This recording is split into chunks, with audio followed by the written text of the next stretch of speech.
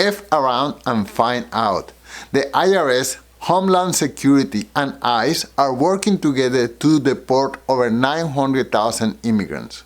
The Trump administration is clamping down on immigration across multiple agencies as the IRS strikes a deal to share taxpayer data with Homeland Security. The administration has a stern warning for immigrants: leave the country or pay massive daily fines. When someone comes to the United States illegally, they know they are taking a huge risk. Imagine a person is coming from Venezuela, okay? So there is the risk of crossing all these countries, most of the time illegally.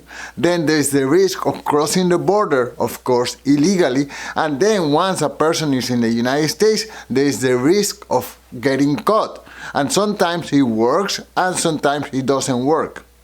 Under the Biden administration, the risk of getting caught and being deported was low, and the rewards were huge. People were getting access to social services almost immediately.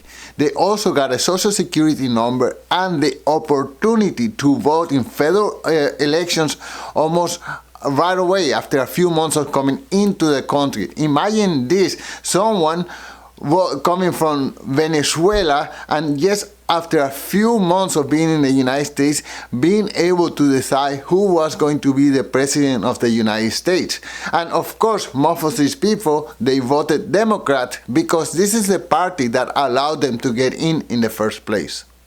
DOGE has found that immigration gave a work authorization document to illegals just 5 months after they filed for asylum. That document allowed them to work while they waited to hear whether their asylum request had been accepted or denied. So they could work as an illegal, knowing it would take years before their case was heard.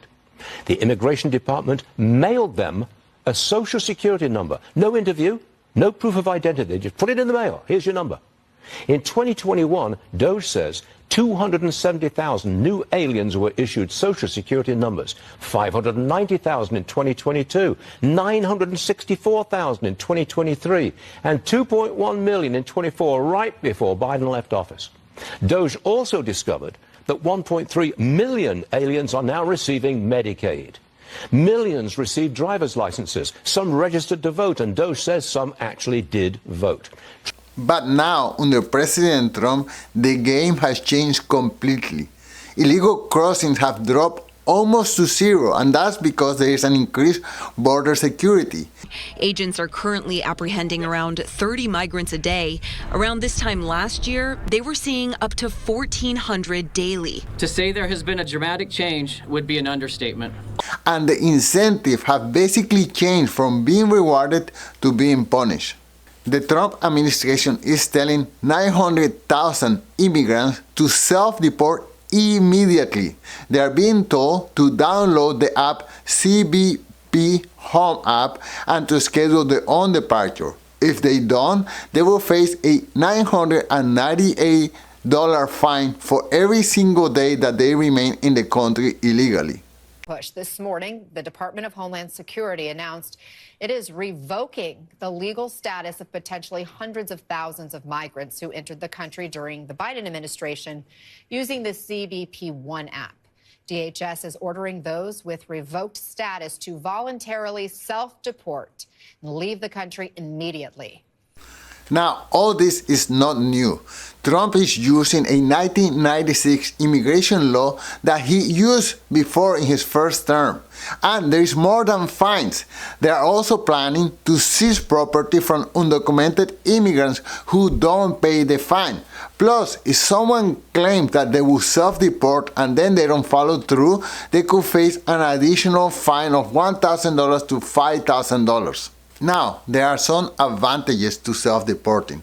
Number one, they get to live on their own terms. They get to pick their own flights, their own hours. I don't know how much flexibility there is in regards to how soon they get deported, but at least they get to pick their flight that they're going to live in, and they're not going to be living in handcuffs like people going to El Salvador, for example. Number two, if they save some money while they were in the United States, they get to keep that money. Let's say they were working as a babysitter, as a gardener, as whatever, they get to keep that money. Number three, they are eligible to apply and to come to the United States legally. And number 4, if they cannot afford the flight, the United States government will subsidize that flight. So, it's not nice to think that they have to leave, but I think it's a lot nicer than to being apprehended by the police, being put in a military plane, and maybe being deported to El Salvador or who knows what. The bottom line is that everything has changed. Under the Biden administration, it felt that immigrants had an open door policy. They could come in basically at will. They could just walk across the border and they would just be given social assistance right away. Well, during this administration, everything is different.